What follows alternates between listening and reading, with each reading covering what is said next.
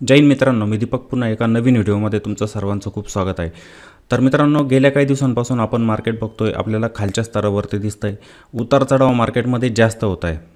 न्यूजचा impact जास्त होतो। एखादी पॉझिटिव्ह न्यूज जर मार्केटमध्ये आली तर मार्केट आपल्याला गॅप अप होताना दिसतात, त्यानंतर मार्केट पुन्हा खाली होऊन जातात। एखादी निगेटिव्ह न्यूज येते, मार्केट खाली ओपन होत असतं, पुन्हा ते रिकवर होत असतं। अशा प्रकारे मार्केट आपल्याला चालताना दिसतंय आणि एफआयची सेलिंग पण इंडियन मार्केटमध्ये कंटिन्यू चालू आहे। कॅश मार्केटमध्ये सेलिंगचे आकडे आपल्याला जास्त येताना दिसत आहे आणि त्यामध्ये पण अनेक न्यूज मार्केटमध्ये आपल्याला झळकताना दिसत आहे। काही पॉझिटिव्ह न्यूज आहेत, काही निगेटिव्ह न्यूज आहे। मग येणाऱ्या दिवसांमध्ये मार्केट कसं चालू शकतं किंवा ह्या ज्या न्यूज येत आहेत त्याचा इम्पॅक्ट आपल्या इंडियन मार्केटवरती पडू शकतो का, आपले मार्केट रिकवर होऊ शकतात का, या सर्व विषयांवर आपण आजच्या दिवशी चर्चा करणार आहोत। तर व्हिडिओ नक्की शेवटपर्यंत बघायचा आहे, व्हिडिओला स्किप करू नका। व्हिडिओ जरी लेंदी म्हणत असेल, तुम्हाला मोठा वाटत असेल तर त्याला स्किप करायचं नाही, कारण की खूप महत्त्वाची इन्फॉर्मेशन त्या व्हिडिओमध्ये असते, त्यामुळे तुम्ही व्हिडिओला स्किप करायचं नाही आहे। आणि जर कुणी चॅनलवरती नवीन असेल तर त्यांनी चॅनलला पण नक्की सबस्क्राईब करून घ्यायचं आहे आणि जवळ दिलेलं बेल आयकॉनचं बटन जे असतं ना ते पण तुम्ही हिट करा, जेणेकरून जो पण व्हिडिओ मी अपलोड करत असतो ना त्याचं नोटिफिकेशन तुम्हाला ताबडतोब मिळत असतं। म्हणजे तुम्हाला समजणार कसं की मी व्हिडिओ अपलोड केलेला आहे, तुम्ही जर बेल आयकॉनचं बटन जर क्लिक केलेलं असेल तर तुम्हाला एक नोटिफिकेशन पडत असतं, मग तुम्ही त्या व्हिडिओला ताबडतोब बघू शकता। ठीक आहे, त्यामुळे त्या बेल आयकॉनला पण नक्की तुम्ही क्लिक करायचं आहे। चला तर मग कोणताही वेळ वाया न घालवता आपण आजच्या व्हिडिओला सुरुवात करूया। तर मित्रांनो, गेल्या काही दिवसांपासून मार्केट जे ट्रेंडिंग पाहिजे असतं, एक ट्रेंडने मार्केट चालतं बरोबर, एक अप ट्रेंड असतं, एक डाऊन ट्रेंड असतं। ठीक आहे, आणि त्या ट्रेंडिंग मार्केटमध्ये प्रत्येक इन्व्हेस्टरचा पैसा बनत जात असतो किंवा जो ट्रेडर असतो, ट्रेडिंग करतो, त्याचा पण पैसा बनत जातो। पण आत्ताचं मार्केट जे दिसतंय आपल्याला हे ट्रेंडिंग दिसत नाही आहे, तर हे साईडवेज आहे, हे मार्केट साईडवेज आहे। मग अशा मार्केटमध्ये शक्यतो कोणाचाही पैसा बनत नसतो। बहुतेक जण अशा मार्केटमध्ये लॉस करून घेतात, खास करून जे ट्रेडिंग करतात। आता इन्व्हेस्टर तर 10-15 वर्षांसाठी गुंतवणूक करणारा असतो, त्यामुळे तो बनून राहतो त्याच्यामध्ये, पण जे ट्रेडिंग करतात ना त्यांचं फार मोठं नुकसान होत असतं। जसं आपले इंडेक्स आहेत, सर्व इंडेक्स जे मेन इंडेक्स, त्यांना बघून आपण म्हणत असतो की आपलं मार्केट वरती जातं आहे की आपलं मार्केट खाली जातं आहे। त्यामध्ये आपला एक निफ्टी 50 इंडेक्स असतो, त्यानंतर आपण सेन्सेक्सला पण बघत असतो, सेन्सेक्स। असे जे इंडेक्स आहे आपल्याला ते खालच्या स्तरावरती दिसत आहे, ते रेंज बाउंड दिसत आहे, साईडवेज दिसत आहे। खूप वेळेला आपण बघतो की मार्केटमध्ये एखादी पॉझिटिव्ह न्यूज येते, त्या पॉझिटिव्ह न्यूजचा इम्पॅक्ट पण मार्केटवरती पडताना दिसतो, मार्केट होतात गॅप अप। जसं ताबडतोब आपल्याला 1 डेची कॅन्डल जे आपण बघत असतो ना त्याच्यामध्ये आपल्याला ही ग्रीन कॅन्डल बनताना दिसते। पण दुसऱ्या दिवशी अचानक काय होतं, म्हणजे खास करून रात्रीच्या वेळेला न्यूज जास्त येतात, मग त्या न्यूज आल्या की ताबडतोब आपल्याला मार्केट पुन्हा खाली येऊन जाताना दिसतं। एक दिवसासाठी आपल्याला वाटतं की मार्केट आता वरती चाललेलं आहे, पण ते वरती जात नाही तर ते खाली होऊन जातं। न्यूज बेस मार्केट आपण त्याला म्हणत असतो। तशा पद्धतीची ॲक्टिव्हिटी आपल्याला सध्या मार्केटमध्ये होताना दिसते। तुम्हाला चार्ट पण समोर दिसतोय, तुम्ही चार्टला रीड पण करू शकतात की याच्यावरती नेमकं काय होतं आहे, इथे मार्केटचा आत्ता ट्रेंड कोणता आहे। आणि हे आत्ताच नाही तर जवळजवळ मागील 1.5 वर्षांपासून मार्केटमध्ये असंच होतं आहे। मार्केट जवळजवळ एकाच रेंजमध्ये तुम्हाला दिसतील, तिथेच दिसेल मार्केट। म्हणजे निफ्टीने जेव्हा 26,000चा एक ऑल टाईम हाय मारलेला होता, 26,000ची लेवल गाठलेली होती, त्यानंतर मार्केटने पुन्हा त्या लेवलला ब्रेक केलेलं नाही आहे बरोबर। बहुतेक जणांना वाटलं होतं की मार्केट आता 30,000पर्यंत जाऊन पोहोचेल, निफ्टी 30,000ला जाऊन पोहोचेल, पण तसं झालं नाही। निफ्टी पुन्हा 23,000च्या आसपास आलेली। मग असं पण होऊ शकतं की 23,000चा सपोर्ट आहे तो पण तुटू शकतो, म्हणजे मार्केट 23,000च्या खाली जाऊ शकतात, 22,000च्या खाली पण जाऊ शकतात, 20,000पर्यंत जाऊ शकतात। मार्केटमध्ये व्हायला काही पण होऊ शकतं, सांगता येत नाही मार्केटमध्ये। मग या गोष्टी केव्हा सुधारतील हे बघा, प्रत्येक गोष्ट एक दुसऱ्यांसोबत लिंक झालेली असते। जसं तुम्ही क्रूड ऑईल बघताय, क्रूड ऑईल वाढताना दिसलं आपल्याला, त्याचा इम्पॅक्ट सर्व ठिकाणी पडला, गोल्डवरती पडला, सिल्वरवरती पडला। त्यानंतर ग्लोबल वार जे चालू होतं, जे युद्ध चालू होतं, त्याचा इम्पॅक्ट आपल्या इंडियन मार्केटवरती पडला। जे क्रूड ऑईल इम्पोर्ट व्हायचं त्याच्यावरती निर्बंध लादले गेले। अशा अनेक न्यूज मार्केटमध्ये होत्या, त्यांचा इम्पॅक्ट आपल्या इंडियन मार्केटवरती पडलेला होता। नाहीतर अमेरिकन मार्केट बघा, अमेरिकन मार्केट तर आपल्याला कंटिन्युअसली वरती जाताना दिसले, ऑल टाईम हायवरती, आणि तिथून कालच्या सेशनमध्ये एक करेक्शन येताना दिसलं। मी तुम्हाला नॅसडॅकचा चार्ट दाखवतो। हा नॅसडॅक इंडेक्स आहे कालच्या दिवशी जवळजवळ 5.25% पडलेला होता। इथे आपल्याला एक निगेटिव्ह कॅन्डल बनताना दिसते बघा नॅसडॅकमध्ये। पण तुम्ही बघा हे मार्केट चालतं आहे कसं, अमेरिकन मार्केट तर वरतीच आहे, प्रॉब्लेम आपल्या इंडियन मार्केटमध्ये। ही ट्रेंडिंग नाही येते. नाहीतर हे बघा, ही काल फक्त आपल्याला सेलिंग होताना दिसली मोठी, नाहीतर हे मार्केट कंटिन्युअसली वरती जात होतं. तसंच डाउजोनमध्ये पण आहे. डाउजोन पण आपल्याला कंटिन्युअसली वरती जाताना दिसलं होतं. अमेरिकन मार्केटमध्ये नाही आहे जास्त सेलिंग, पण आपल्या इंडियन मार्केटमध्ये जास्त सेलिंग होते. त्याला कारण म्हणजे काय माहिती आहे का? एफ आयची होणारी continue selling. F I selling, F I continue आपल्या इंडियन मार्केटमध्ये, कॅश मार्केटमध्ये आपल्याला सेलिंग करताना दिसतं आहे. पॉझिटिव्ह आकडे जे यायला पाहिजे ना, ते येतच नाही आहे. मी तुम्हाला तो डाटा पण दाखवतो. डाटावरून पण तुम्हाला समजेल की एफ आय कसं आपल्या इंडियन मार्केटमध्ये कंटिन्युअसली सेलिंग करतं आहे, पैसा काढून घेतं आहे. बरोबर, एफ आय डी आयचा डाटा मी तुम्हाला इथे दाखवतो, तुमच्या लक्षात येईल सर्व गोष्टी. आपण बघूया तो डाटा. आता एफ आय डी आयची ट्रेडिंग ॲक्टिव्हिटी जर आपण जून महिन्याची जर बघितली, तर ह्या जून महिन्यामध्ये तुम्हाला एकही दिवस इथे एफ आयने बाईंग केलेली दिसणारच नाही आहे. बघा, इथे 3,900 करोडची सेलिंग, इथे 8,362 करोडची सेलिंग, इथे बघा 5,616 करोडची सेलिंग, इथे 4,400, 8,776. प्रत्येक दिवसाला एफ आय इथे आपल्याला सेलिंग करताना दिसतं आहे. हा नेट सेलचा आकडा आहे, लक्षात घ्या. जसं आपण म्हणतो ना, gross purchase gross sale is equal to net purchase oblique sales. मग इथे हा आकडा पॉझिटिव्ह पण निघून येऊ शकतो. पॉझिटिव्ह म्हणजे त्यांनी बाईंग केली, निगेटिव्ह येतो याचा अर्थ काय, त्यांनी सेल केलेलं आहे. आता इकडे आपलं डी आय बघा, डी आय तर कंटिन्युअसली बाईंग करत चाललेलं आहे, लक्षात घ्या.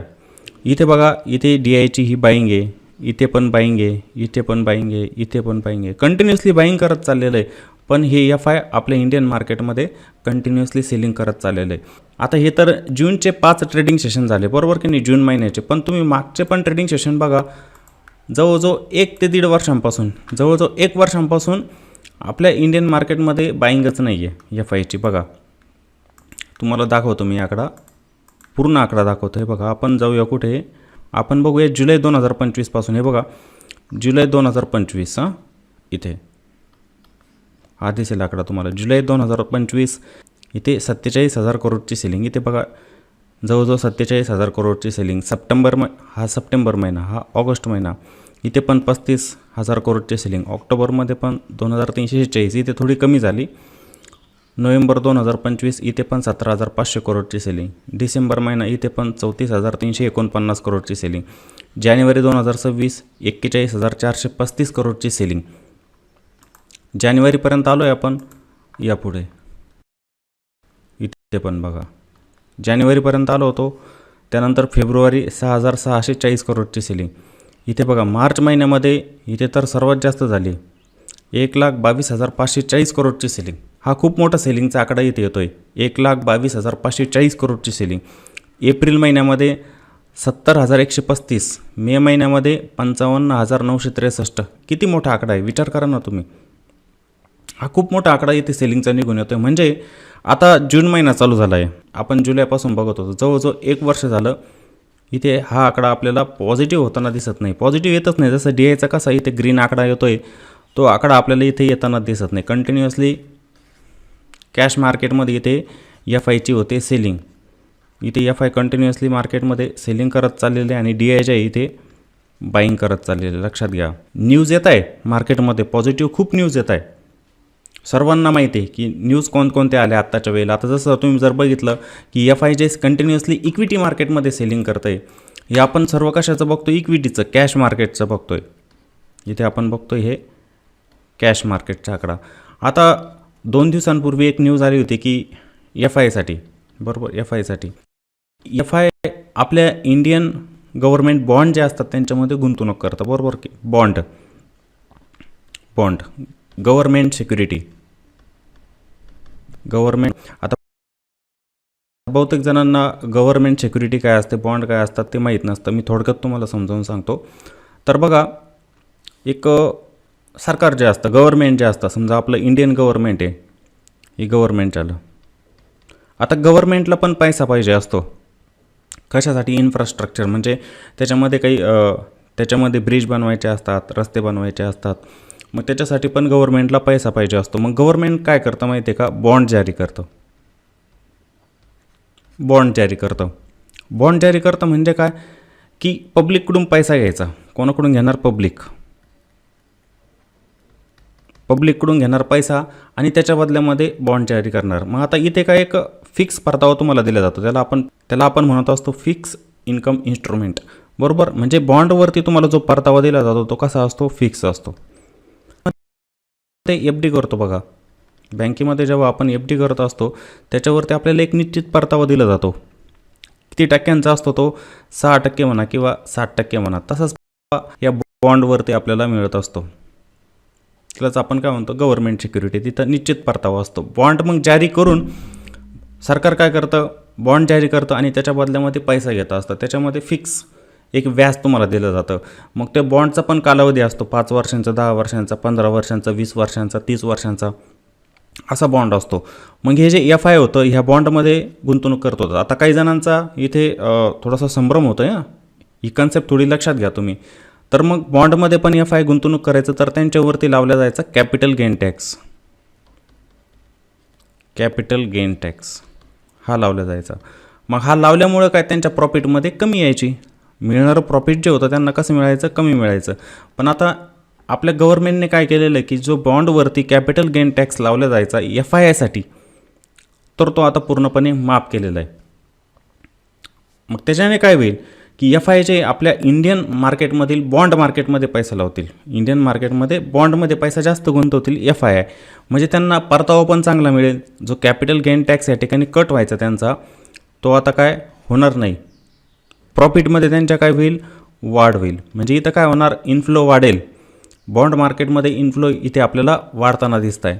इथे वाढताना दिसेल FIचा. त्याच्यामुळे सरकारने काय केलेलं आहे, मग कॅपिटल गेन टॅक्स जे आहेत ना ते आता कॅन्सल केलेले आहेत FIसाठी. आता काही जणांना वाटेल हे इक्विटीसाठी नाही आहे. इक्विटीची काही न्यूजच नाही की इक्विटीमध्ये गुंतवणूक केली त्याच्यामध्ये टॅक्स माफ केला, किंवा आपल्यासारखे रिटेल इन्व्हेस्टर आहे त्यांचं लाँग टर्म कॅपिटल गेन आणि short term capital gain tax जे असतात ते माफ केलेले. आपल्यासाठी इक्विटी मार्केटसाठी नाही आहे ते बॉन्डसाठी, की त्या बॉन्डवरती जो short term capital gain tax लागायचा त्यानंतर long term capital gain tax लागायचा, तो आता लागणार नाही FIसाठी. त्यामुळे काय होईल, इन्फ्लो वाढेल. बॉन्ड मार्केटमध्ये FI जास्त गुंतवणूक करतील. ही एक पॉझिटिव्ह न्यूज होते. आता त्या न्यूजचा टेम्पररी इम्पॅक्ट एक पडू शकतो, पण मार्केट कसे आहे सध्याच्या वेळेला तुम्हाला माहिती आहे, व्होलेटाईल. गॅप ओपन होतात, पुन्हा खाली येतात. 2 दिवसांचं ट्रेडिंग सेशन पण आपण बघतोय, त्याच्यामध्ये व्हॉलॅटिलिटी खूप. मार्केट एकदम वर जातं ताबडतोब शार्प, तसंच खाली पण येतं आहे. 2 दिवस आपण ती ॲक्टिव्हिटी लाईव्हवरती पण बघितलेली बघा. तसंच आपल्याला मार्केटमध्ये होताना दिसतं आहे. अजून एक पॉझिटिव्ह न्यूज आली कालच्या दिवशी पण, कोणती, की GDP डाटा. एक GDP डाटा आला बघा आपला, की GDP ग्रोथ होताना दिसते. Q4चा GDPचा डाटा आला. त्यामध्ये अनुमान लावलेला होता कमी, पण तो आलेला आहे जास्त, 7.8% आलेला आहे GDP, ग्रॉस डोमेस्टिक प्रोडक्ट Q4चा. आणि इयर ऑन इयर जर बघितलं तर त्याच्यामध्ये पण आपल्याला वाढच होताना दिसते. त्याच्यामध्ये पण काय, ग्रोथच आहे. म्हणजे ही पण एक पॉझिटिव्ह न्यूज आहे मार्केटसाठी. एक तर FIसाठी कॅपिटल गेन टॅक्स कॅन्सल केले सरकारने, त्यामध्ये आपल्याला GDPमध्ये ग्रोथ होताना दिसते. ह्या काही पॉझिटिव्ह न्यूज आहे मार्केटसाठी. आता ह्या एक दुसऱ्यांसोबत रिलेट असतात. कोणी म्हणेल की या GDP डाटाचा आपल्या इंडियन शेअर मार्केटशी काय संबंध असतो, किंवा FIवरती जे कॅपिटल गेन टॅक्स लावलेले होते ते कॅन्सल केले, त्याचा काय संबंध आहे ना, संबंध असतो त्याच्यासोबत. आणि अजून एक न्यूज म्हणजे मॉनिटरी पॉलिसी कमिटी झाली बघा, RBIची मॉनिटरी पॉलिसी कमिटी. त्याच्यामध्ये जे रेपो रेट होते ते ठेवलेले ॲज इट इज, जे होते तेच 5.25%. त्याच्या मॉनिटरी पॉलिसी कमिटी 3 दिवसांची जी बैठक असते, बरोबर. त्याच्यामध्ये 6 सदस्य असतात. 3 RBIचे असतात, एक गव्हर्नर असतो, एक डेप्युटी गव्हर्नर असतो आणि एक RBIचा ऑफिसर असतो. आणि 3 जे असतात गव्हर्नमेंट ऑफ इंडियाचे असतात, 3 सदस्य. अशी 6 सदस्यांची ही समिती असते मॉनिटरी पॉलिसी कमिटी. तर हे रेपो रेट जारी करत असते. रेपो रेट असतात, रिव्हर्स रेपो रेट असतात, MSF असतात, हे सर्व काही असतं. हे बँकिंगच्या कन्सेप्ट आहे. आता कोणी म्हणाले बँकचं, आता हे बँकेचे न्यूज आहे, त्याचा शेअर मार्केटचे काय संबंध, त्याचा पण असतो संबंध. हे केव्हा समजेल आपल्याला, आपण जेव्हा स्टॉक मार्केटमध्ये प्रॉपर अभ्यास करतो, त्याला समजून घेत असतो. या काही पॉझिटिव्ह न्यूज आहे मार्केटसाठी, पण त्याचा इम्पॅक्ट विपरीत पण होऊ शकतो. आता काही जण म्हणतील की मार्केट गॅपअप होऊ शकतात. एक पॉझिटिव्ह न्यूज आली FIसाठी पण, आणि GDP डाटा ही एक पॉझिटिव्ह न्यूज आहे आपल्या भारतासाठी आणि शेअर मार्केटसाठी पण. एखाद्या वेळेला असं होऊ शकतं की पुढच्या सेशनमध्ये आपले मार्केट हे गॅप अप ओपन होऊ शकतात. असं पण होऊ शकतं गॅप अप ओपन झाल्यानंतर ताबडतोब त्यांच्यामध्ये सेलिंग पण येऊ शकते, शॉर्ट पण होऊ शकतात मार्केट, अशी पण संभावना बनू शकते. आणि त्याच्यामध्ये पण खूप जणांना असं वाटतं की आपलं आय टी सेक्टर वीक आहे, आय टी सेक्टर वीक आहे वीक. गेल्या काही दिवसांपासून आय टीमध्ये आपल्याला खूप विकनेस दिसते बघा, खूप म्हणजे खूप विकनेस दिसते की तिथं तुम्ही कोणतेही स्टॉक बघा, 2 दिवस तर रॅली दिली त्या स्टॉकने. आय टी इंडेक्स पण आपल्याला वरती दिसलेला होता, पण त्यानंतर पुन्हा त्यांच्यामध्ये सेलिंग व्हायला लागली, पुन्हा सेलिंग व्हायला सुरुवात झाली. म्हणजे 2 दिवसांमध्ये पुन्हा जे इन्फोसिससारखे स्टॉक होते, TCS होता, ते पण शॉर्ट झाले, ते पण आपल्याला खालच्या स्तरावरती दिसते. आता रिकवर होण्यासाठी वेळ लागू शकतो, पण असं नाही म्हणता येणार की आय टी सेक्टर जे आहे ते पूर्ण खराब झालेलं आहे आणि ते आता वरतीच येणार नाही, या कंपन्या बुडणार, असं होणार नाही. आय टी, इन्फोसिस ह्या खूप फंडामेंटली स्ट्रॉंग कंपन्या आहे. तात्पुरता परिणाम दिसू शकतो, पण रिकव्हरी येऊ शकते भविष्यामध्ये. आता जे ट्रेडिंग करणारे असतात त्यांच्यासाठी आहेच की ते टेक्निकलचा प्रॉपर अभ्यास करणं, सर्व गोष्टी असतात. स्टॉप लॉस असतो त्यांच्यासोबत, जरी ॲनालिसिस चुकतं आहे समजा तर मग ते एक स्टॉप लॉस लावून काम करणार. आणि इन्व्हेस्टर असतात, मग त्यांनी संधी शोधायचे असतात. कंपन्यांचे फंडामेंटल जर मला चांगले वाटतं आहे, भविष्यामध्ये काहीतरी करू शकतात, हा अभ्यास पाहिजे प्रॉपर आपला. असं नाही की तुम्ही मग कोणत्याही कंपनीमध्ये गुंतवणूक करून टाकली, तिथे पण तुमचा प्रॉपर अभ्यास पाहिजेच. मग तो प्रॉपर अभ्यास करून तुम्ही त्या मंदीमध्ये संधी शोधल्या पाहिजे की मला कुठे बाय करायचं त्या स्टॉकला. इन्फोसिस आता जर आपल्याला 1100वरती दिसतोय, तो काय 800वरती नाही येऊ शकत का? येऊ शकतो, 600वरती येऊ शकतो.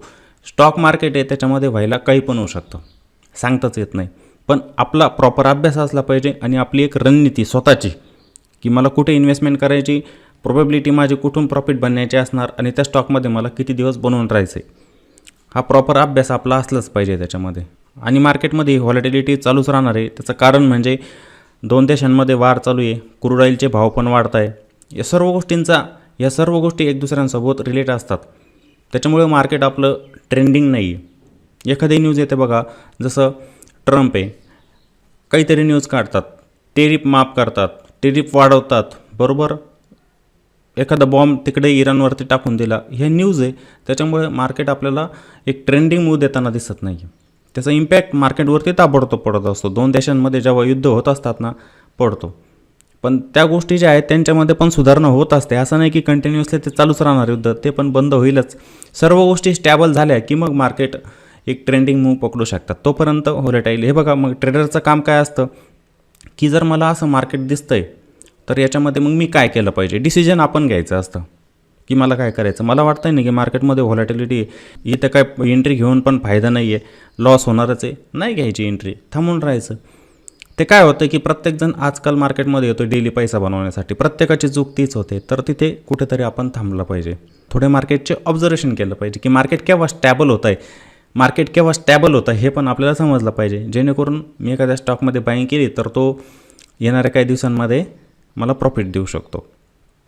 या सर्व गोष्टी असतात. आता सिल्वर आणि गोल्ड पण बघा बरं, सिल्वर आणि गोल्डमध्ये पण तसंच होतं. मी तुम्हाला सिल्वरचा पण दाखवतो चार्ट.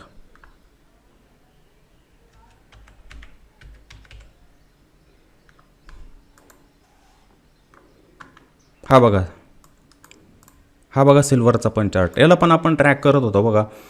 गेल्या काही दिवसांपासून बघा याच्यामध्ये बनलेलं स्ट्रक्चर इथे आणि एका सपोर्टवरती इथं थांबत होतं, पण इथून बाईंग नाही आली त्याच्यामध्ये. बघा कालच्या दिवशी पण इथं मोठा ब्रेकडाऊन दिलेला आहे सिल्वरने, पण जवळजवळ 6% खाली होतं सिल्वर. याच्यामध्ये पण सेलिंग आणि बिटकॉईन पण तुटताना दिसते आपल्याला. बिटकॉईन पण काल तुटलेलं होतं, क्रूड ऑइल पण थोडं खाली आलेलं होतं, कमोडिटी मार्केट पण म्हणजे सिल्वर आणि गोल्ड हे पण आपल्याला खाली येताना दिसले कालच्या दिवशी. गिफ्ट निफ्टी फ्युचरमध्ये पण सुरुवातीला खूप जास्त सेलिंग होती, पण नंतर ते रिकवर होताना दिसलं आपल्याला. आणि ठीक आहे, येतं आहे खाली. आता 2,48,000 सिल्वरने 4,20,000ची लेवल पण बघितली, ते आलेले पुन्हा 2,48,000वरती. हे उतरणार, मंदी तेजी चालूच असते. कमोडिटी असू द्या नाहीतर इक्विटी असू द्या, त्यांच्यामध्ये होतच राहणार आहे. आपण ठरवायचं असतं की आत्ताच्या वेळेला मला काय करायचं आहे. बहुतेक जण प्रत्येक दिवसाला पैसा बनवण्याच्या नादामध्ये आपला पैसा आहे ना पूर्ण घालून टाकतात स्टॉक मार्केटमध्ये. ही चूक त्यांची होते. या ठिकाणी तुम्ही थांबलं पाहिजे. आलं लक्षात? तर माझ्या मते ह्या सर्व गोष्टी तुम्हाला पटलेल्या असतील. जोपर्यंत स्टॅबल होत नाही तोपर्यंत आपण थांबलं पाहिजे. मार्केटमध्ये संधी मिळत असतात, खूप साऱ्या स्टॉकमध्ये पण संधी असू शकतात. आत्ता पण खूप साऱ्या स्टॉकमध्ये संधी आहे. तुम्ही त्यांचा प्रॉपर अभ्यास करायचा, त्यानंतर त्यांच्यामध्ये गुंतवणूक करायची. कोणाचं ऐकून नाही करायची गुंतवणूक, की आत्ता हा स्टॉक वरती जाईल, आत्ता याला आपण बाय केलं पाहिजे, एवढं तो टार्गेट देईल.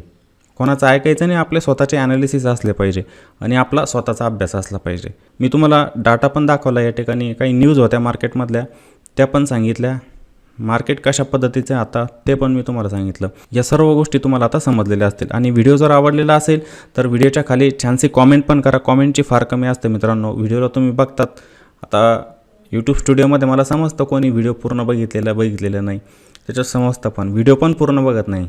ठीक आहे, बघा, त्याच्यातून नॉलेजच मिळेल तुम्हाला.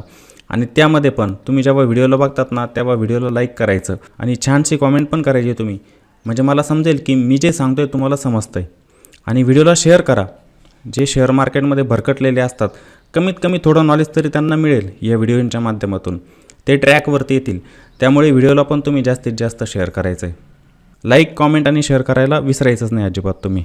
चला, पुन्हा भेटू आपण अशाच एका नवीन व्हिडिओमध्ये. जय हिंद.